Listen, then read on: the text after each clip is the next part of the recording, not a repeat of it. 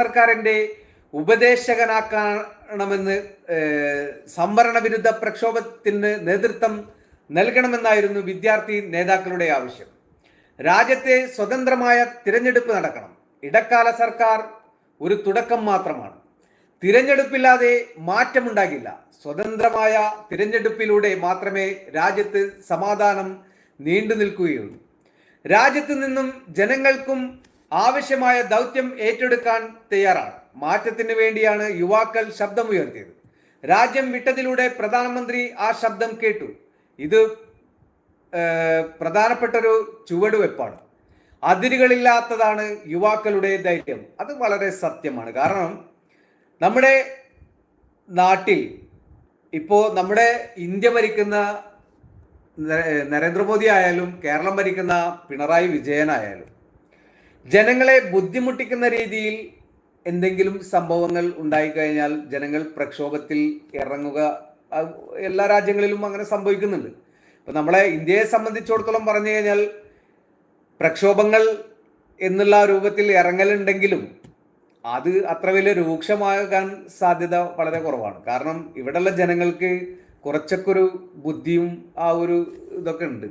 കാരണം നമ്മൾ ഏറ്റവും കൂടുതൽ ആ ഒരു പ്രക്ഷോഭ രൂപത്തിലേക്ക് പോയി കഴിഞ്ഞാൽ നമ്മുടെ നാട്ടിലെ ഉമ്മപെങ്ങന്മാരും കുഞ്ഞുങ്ങളുമൊക്കെ സമാധാനമില്ലാത്ത ആ ജീവിത നമ്മൾ വളരെയധികം ചിന്തിച്ചു കൂട്ടും. കാരണം മുൻകാലങ്ങളിൽ ബ്രിട്ടീഷുകാർ നമ്മളെ ഇന്ത്യ ഭരിച്ച കാലത്ത് കേരളത്തിലേക്ക് വന്നപ്പോൾ കേരളത്തിൽ ഉണ്ടായിരുന്ന ഉമ്മപെങ്ങന്മാർ ഏത് രൂപത്തിലാണ് ദുരിതം അനുഭവിച്ചത്, അതിനേക്കാൾ ക്രൂരമായിരിക്കും എന്ന് മനസ്സിലാക്കിക്കൊണ്ടായിരിക്കും നമ്മുടെ ഈ മലയാളികൾ അതിനൊരു തീരുമാനം എടുക്കുക.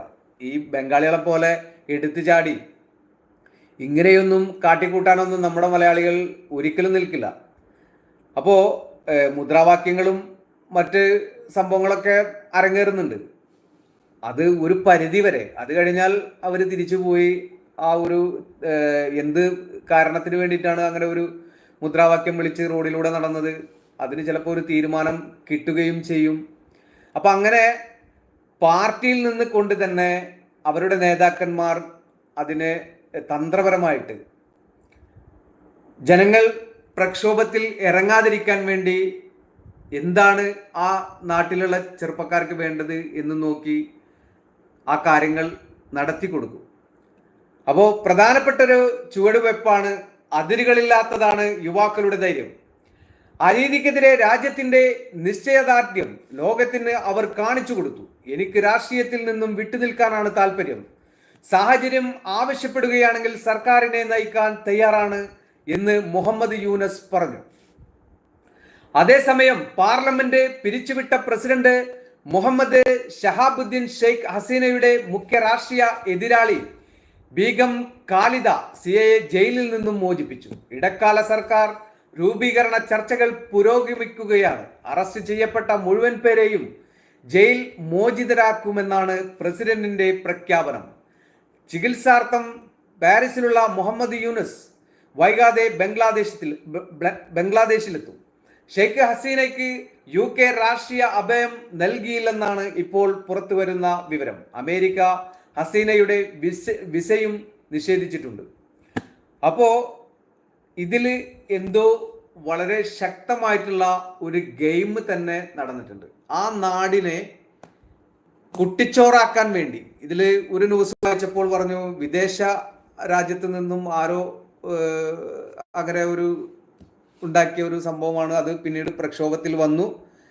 അതുമായി ബന്ധപ്പെട്ടാണ് ഷെയ്ഖ് ഹസീനക്കെതിരെ വളരെ ശക്തമായിട്ടുള്ള രൂപത്തിൽ പ്രശ്നങ്ങൾ ആളിക്കത്തിയത് എന്നുള്ള ഒരു വാർത്തയും നമ്മൾ കണ്ടു.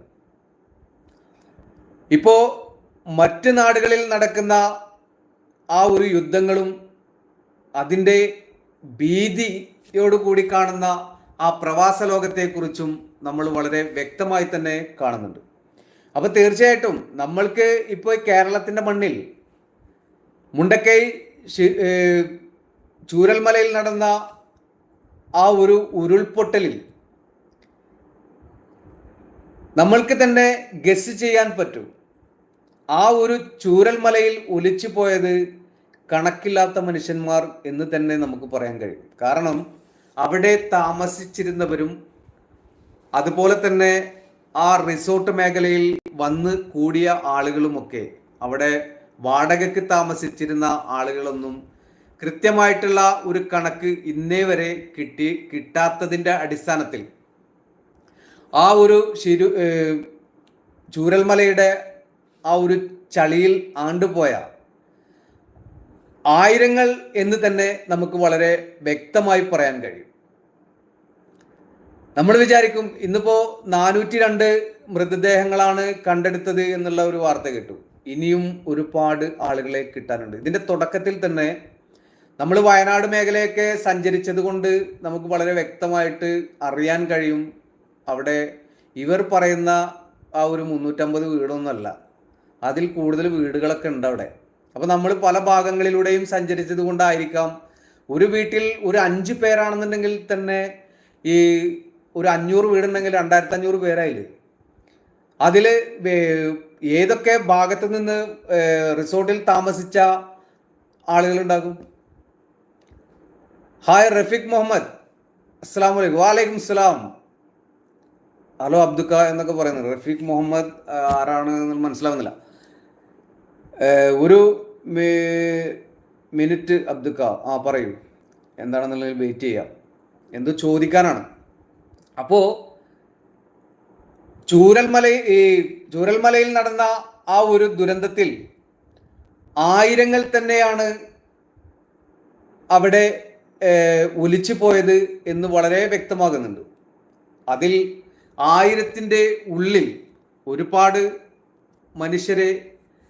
മനുഷ്യർ നമ്മുടെ ഈ ലോകത്ത് നിന്നും വിടവാങ്ങി എന്ന് നമുക്ക് മനസ്സിലാക്കാൻ കഴിയും. അപ്പോൾ പലതവണയായിട്ട് ഇവിടുത്തെ മുഖ്യമന്ത്രി പറയുകയുണ്ടായി, ഇനി അവിടെ ആരുമില്ല. എന്തിൻ്റെ അടിസ്ഥാനത്തിലാണ് ഈ പറയുന്നത് എന്നുള്ളതൊന്നും ആരും ചോദിക്കരുത്. കാരണം അവർക്ക് അവിടുത്തെ ആ ചളിമണ്ണും അതുപോലെ ആ പാറക്കെട്ടുകളൊക്കെ കണ്ടപ്പോൾ അവർക്ക് തോന്നിക്കാണും, ഈ മനുഷ്യരൊക്കെ 6 അടി മണ്ണിൻ്റെ ഉള്ളിൽ പോകേണ്ട ആളുകളല്ലേ. ഇനി ആ ചളിയുടെ അടിത്തട്ടിൽ നിന്നും ഈ വ്യക്തികളെ എടുത്ത് കൊണ്ടുവന്ന് വീണ്ടും മണ്ണിലേക്കല്ലേ കൊണ്ട് കുഴിച്ചു മൂടുന്നത്. അതുകൊണ്ട് അങ്ങനത്തെ ഒരു ക്രൂക്കഡ് ചിന്താഗതിയായിരിക്കും ചിലപ്പോൾ അങ്ങനെ പറഞ്ഞിട്ടുണ്ടാവുക. കാരണം 144 പേരെ കിട്ടിയപ്പോൾ തന്നെ നമ്മുടെ പ്രിയപ്പെട്ട മുഖ്യമന്ത്രി പറഞ്ഞു, ഇനി ചൂരൽമലയുടെ ആ ഒരു ചളിയിൽ അതല്ലെങ്കിൽ ആ പ്രദേശങ്ങളിൽ മറ്റൊരു മൃതദേഹം ഇല്ല എന്ന് പറഞ്ഞു. അതിനോട് തൊട്ടടുത്ത ദിവസങ്ങളിലായിട്ട് ആ പ്രദേശങ്ങളിൽ പല സംഘടനകളും ഭക്ഷണ സാധനങ്ങൾ വിതരണം ചെയ്യുന്ന ആ ഒരു കാഴ്ചയും നമ്മൾ പല വീഡിയോ രൂപത്തിലും അതുപോലെ തന്നെ പല ആളുകളും നമുക്ക് കോൾ ചെയ്ത് ആ ഒരു വീഡിയോ കോളിലൂടെ തന്നെ അവിടുത്തെ ജനങ്ങളുടെ ആ ഒരു കണ്ണുനീരും മറ്റുമൊക്കെ നമുക്ക് കാണിച്ചു തന്നു. അപ്പോൾ അത്തരം സംഘടനകളെ, ഞാനാണ് ഈ രാജ്യം ഭരിക്കുന്നത്, ഈ നാട് അതായത് ഈ കേരളം ഭരിക്കുന്നത് ഞാനാണ്, പിന്നെ എന്നെ കവച്ചു വെട്ടാൻ നിങ്ങൾക്കൊക്കെ ആരാ അധികാരം തന്നത്? അതാണ് അവിടെ സംഭവിച്ചത്. അപ്പോ ഒരു ദിവസം അവിടെ ഉണ്ടായിരുന്ന മൊത്തം ആ ഒരു പ്രവർത്തകരെയും അതുപോലെ തന്നെ അവിടെ രക്ഷാപ്രവർത്തനത്തിന് വന്ന ആ ഒരു പട്ടാളക്കാരെയും പട്ടിണിക്കിടുന്ന രൂപത്തിൽ ആ ഒരു താന്തോന്നി സ്വഭാവം അവിടെ കാണിച്ചു. അതിനെതിരെ വളരെ ശക്തമായി മലയാളികൾ പ്രതിഷേധം ഉയർത്തിക്കൊണ്ട് യൂട്യൂബ് ചാനലിലൂടെയും മറ്റു വീഡിയോസിലൂടെയും ജനങ്ങൾക്ക് എത്തിച്ചു കൊടുത്തു.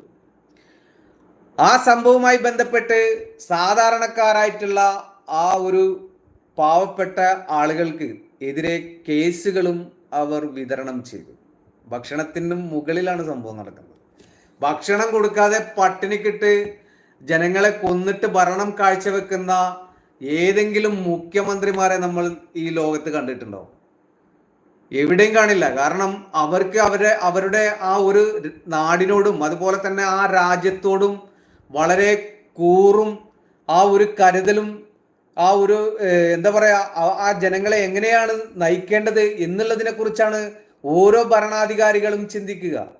അപ്പോ മറ്റ് രാഷ്ട്രീയക്കാർ അവിടെ ഭക്ഷണ വിതരണം ചെയ്തത് കൊണ്ടായിരിക്കും അത്തരം രാഷ്ട്രീയക്കാർ ഉണ്ടാക്കുന്ന ഭക്ഷണം അത് പല രൂപത്തിലാണ്.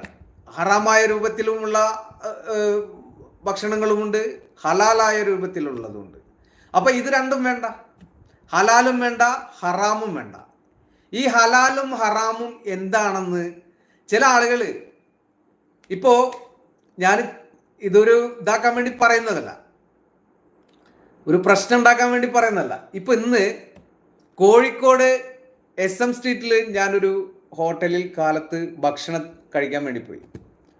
ആ ഹോട്ടൽ 2ാം ഗേറ്റിനോട് ചേർന്നുള്ള ഒരു ഭാഗമാണ്. SM സ്ട്രീറ്റിന്റെ ആ സെൻട്രലിൽ നിന്ന് ആ തിയേറ്ററിന്റെ അവിടെ നിന്ന് പടിഞ്ഞാറോട്ട് വരുന്ന ഭാഗമാണ്.